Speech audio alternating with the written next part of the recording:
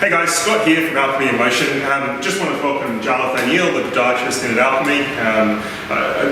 Now that we're coming into the fun run sort of season, I really want to have a bit of time to chat with Jarlath about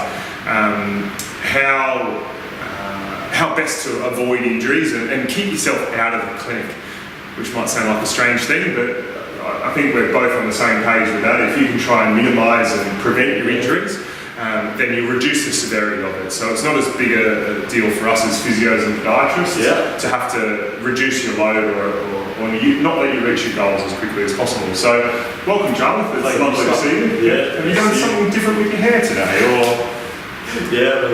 Just getting a lot of comb. Yeah, good. That's good. I like it. Yeah, thank you. Yeah. So we want to get into business. We wanted to talk about runners and what would be your tips from a podiatrist to try and avoid any injuries or minimise the risk of any injuries. Obviously, you can't stop all of them. Yeah, well, Scott, I've actually got a few useful tips for everyone just to reduce the likelihood of running injuries, overuse injuries. The first one being, as a podiatrist, obviously put a bit of emphasis on footwear.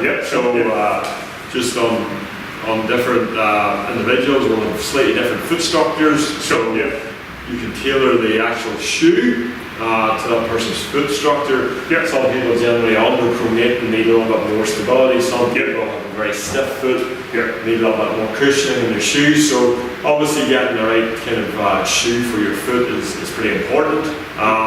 It's also kind of quite useful to have several different shoes that you run in, maybe a different style of shoe, maybe something as simple as a shoe that has a different heel to toe differential. So some shoes can generally have about a 10mm heel to toe drop, others can have 6 to 4. Generally having shoes of differential, different heel raises, puts different loads on the structure and just changes how you run, so you're not consistently loading the same structures repetitively. Second one. Sorry, just on that, we see a lot of these, I'll call them a gait scan type of thing, where someone walks over a force plate or stands on a force plate in a footwear shop or something like that. Do you feel they're accurate, or are you better off getting a proper assessment? I mean, at the end of the day, Scott, these are just pressure plates. They just show where the pressure is going through the foot. So they can be useful as a diagnostic tool, but they certainly have a place. But to get your, it's definitely useful to get your foot assessed by a professional, be it physio, podiatrist. And get a more in detail gait analysis, particularly if you're having trouble.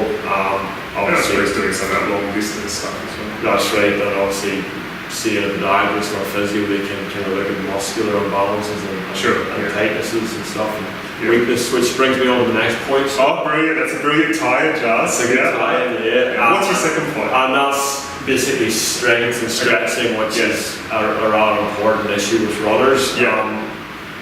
Generally, you will find, and I'm sure you will agree with me on this one, a lot of runners can sometimes have weak or tight muscles. There's definitely imbalances in muscle groups. So stretching and strengthening is definitely a very worthwhile kind of exercise. So spending some time in the gym as well as pounding the pavements is definitely beneficial. And again, probably seeing your physio, they can test for any kind of muscular imbalances, tightnesses, weaknesses, and again, things like yoga, Pilates, personal trainers can help there with kind of all these types of injuries. Cool. And so that's your second one. So what have you got? What else have you got? Another one basically is training, and this is what a lot of people make a mistake, and it's one of the biggest causes of injuries I find, and it's training. Doing too much too soon.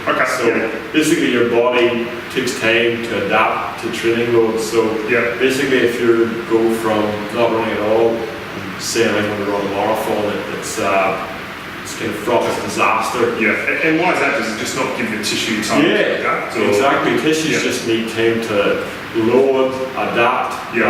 Basically putting the tissues under load and allowing them to rest and heal and get stronger. So basically the tissue has to be able to adapt to kind of before it can kind of cope with increased loads, increased demands. Okay.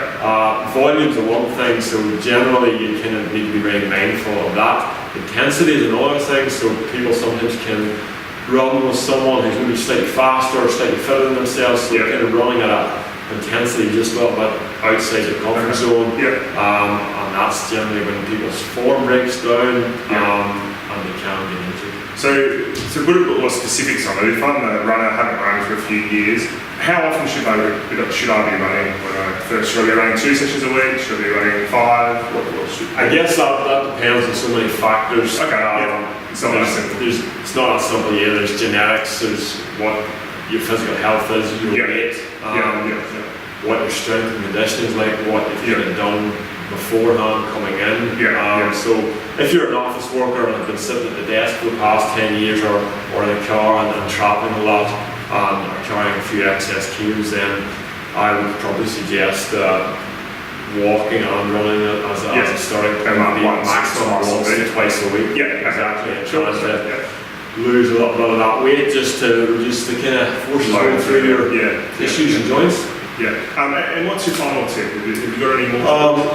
Basically, the final one, and sometimes it's kind of often overlooked, is quality sleep and nutrition. Sleep, very important for recovery, growth, repair, as is what you put in your body. So food is another big one. And again, certain foods are kind of anti-inflammatory, certain foods are pro-inflammatory, so basically your diet has a big impact as well on your musculoskeletal health. Okay, can you just give us a summary there? There's 4 tips there. The 4 tips there, Scott, basically the first one is footwear.